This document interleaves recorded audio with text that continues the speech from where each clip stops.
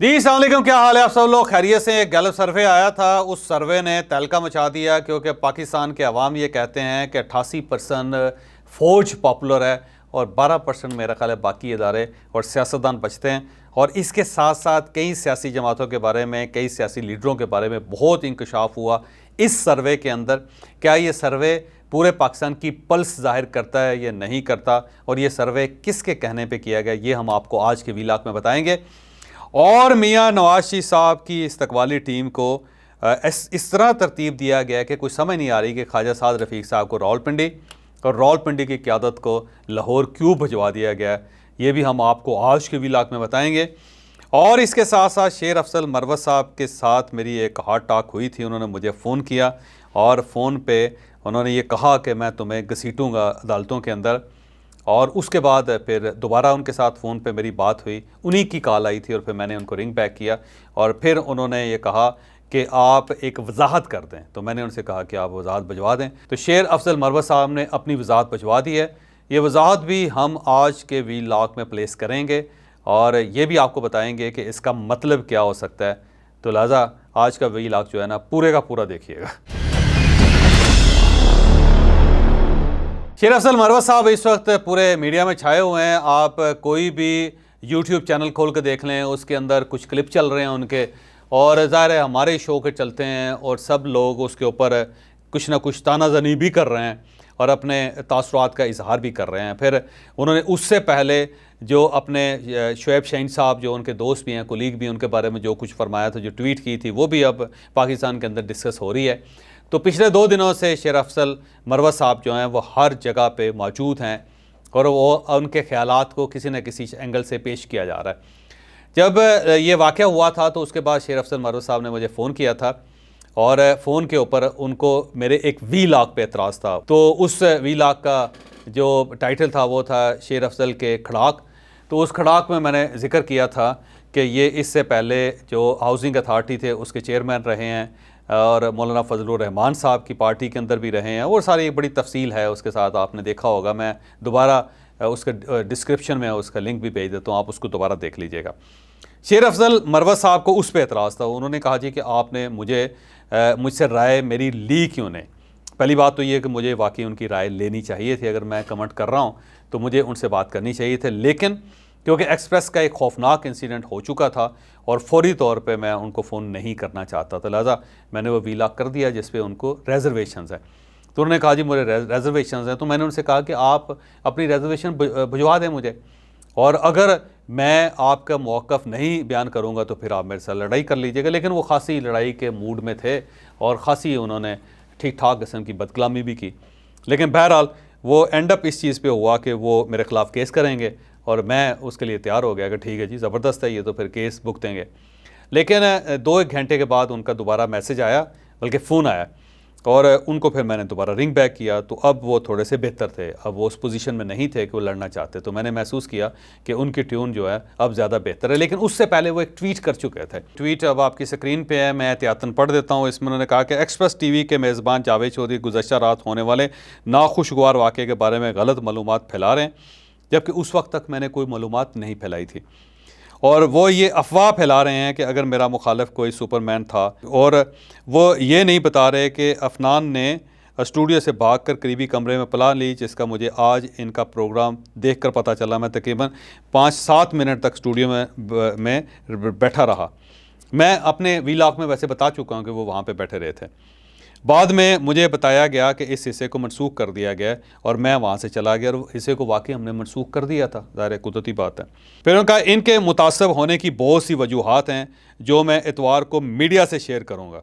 मैं इनके ख़िलाफ़ हत्के इज़्ज़त का मुकदमा और मुजरमाना शिकायत भी शुरू करने का इरादा रखता हूँ और अपनी रिकॉर्ड शुदा ऑडियो गुफ्तगू भी शेयर करूँगा जो आज इनके और मेरे दरमियान हुई। मेरे पास इनके बारे में आवाम को आगाह करने के लिए बहुत सी चीज़ें हैं, देखते रहना। तो ये उन्होंने एक ट्वीट की, लेकिन इस ट्वीट के बाद उनका फिर मुझे मैसेज आया और उसके बाद फिर मेरी उनसे बात हुई और बात के बाद ये एक एडजस्टमेंट हुई उनके साथ। उन्होंने कहा जी कि मेरा वर्जन क्योंकि आपने ले लिया था तो आप मेरा वर्जन भी लें। तो मैंने उन्हें कहा जी आप अपनी ऑडियो भेज दें, वर्जन जो भी है तो मैं उसको प्लेस कर दूंगा। तो जो कुछ उन्होंने कहा मैं वो अब मनोअन आपके सामने रख रहा हूँ, आप उसको सुन लें। और उसके बाद आखिर में उन्होंने ये कहा है कि अब मैं आपके ख़िलाफ़ कोई केस नहीं कर रहा। तो शेर अफजल मरवत साहब अब मेरे ख़िलाफ़ कोई केस नहीं कर रहे। तो आप उनकी ऑडियो सुन लें। अस्सलाम वालेकुम मोहतरम जावेद चौधरी साहब, आपका वीलाग नज़रों से गुजरा।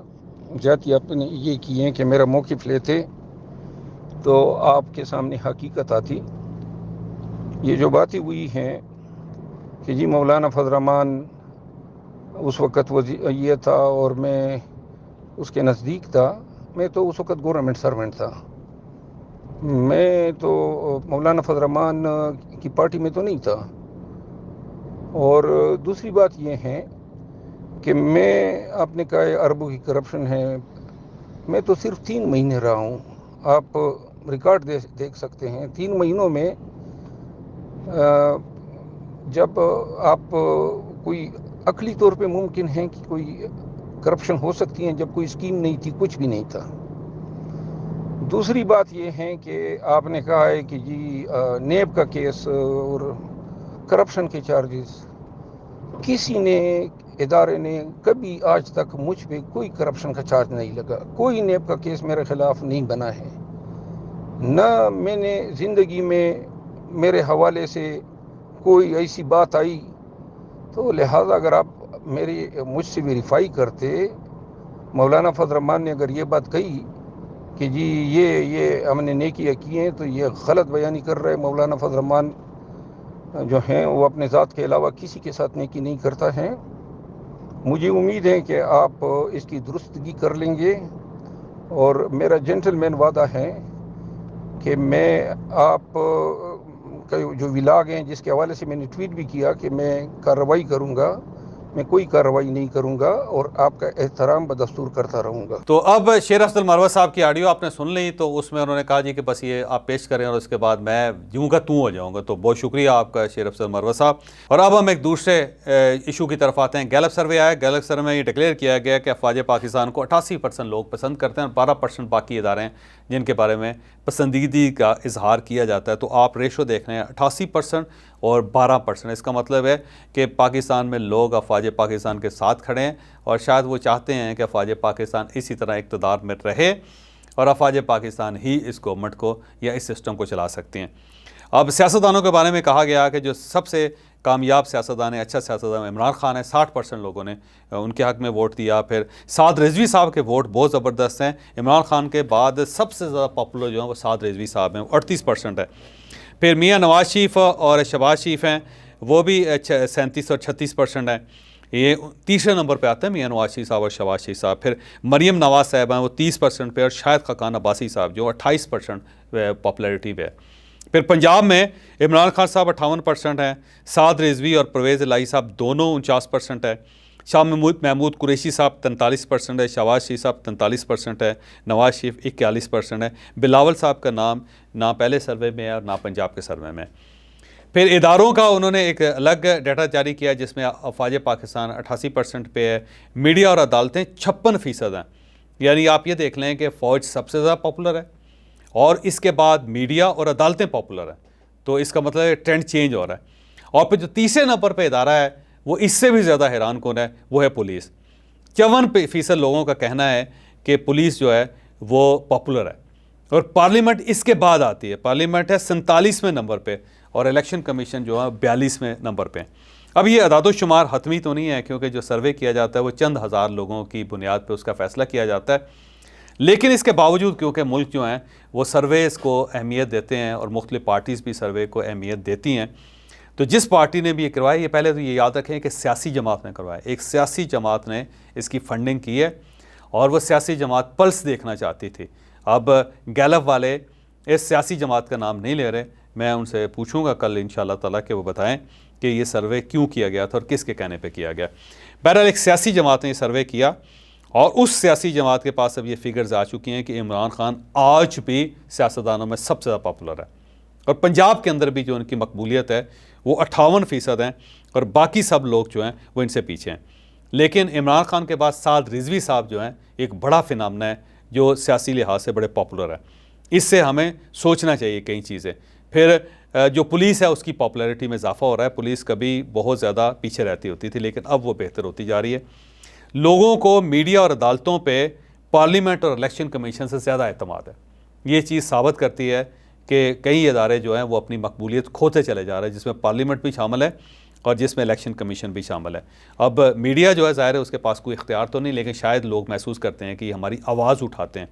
अदालतें जो हैं मेरा ख्याल है वो भी क्योंकि आम आदमी को रिलीफ दे रही हैं तो 56% पे अदालतें भी इस वक्त हैं। अफवाज पाकिस्तान के जो फिगर है वो बड़ा हैरान कुन है कि हम ये समझते हैं पाकिस्तान के अंदर, या हम अक्सर ये कहते हैं कि पाकिस्तान में अफवाज पाकिस्तान बदनाम हो रही है और ये जो सियासी इंटरवेंशन उन्होंने इमरान खान साहब के साथ की थी उसकी वजह से इदारे के वक़ार को बड़ा धचका लगा है।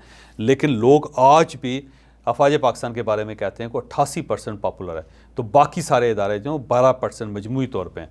तो इससे आप अंदाज़ा लगा रहे हैं कि पाकिस्तान में फ़ौज का आज भी दबदबा है और ये दबदबा ये कह रहा है कि लोग ये चाहते हैं कि अफवाज पाकिस्तान इसी तरह इख्तियार अपने हाथ में लेकर रहे। लेकिन अब सवाल ये है कि आर्मी चीफ़ कितना अरसा डॉलर को कंट्रोल कर लेंगे, आर्मी चीफ़ कितना अरसा चीनी की कीमतें कंट्रोल कर लेंगे, आर्मी चीफ़ कितना अरसा स्मगलिंग कंट्रोल कर लेंगे और आर्मी चीफ़ कितना अरसा ये जो पेट्रोल की कीमतें हैं उसको काबू कर सकेंगे और कितना अरसा गैस का जो मामला है वो तय कर सकेंगे। अब बिल आखिर हमें सिविलियन अदारों को एक्टिव करना पड़ेगा। अफवाज पाकिस्तान इतना ज़्यादा बोझ नहीं बर्दाश्त कर सकती। अगर सिविलियन अदारे टोटल तबाह हो गए तो फिर मेरा ख्याल ये है कि सारे काम ही फिर अफवाज पाकिस्तान के हवाले कर देने चाहिए।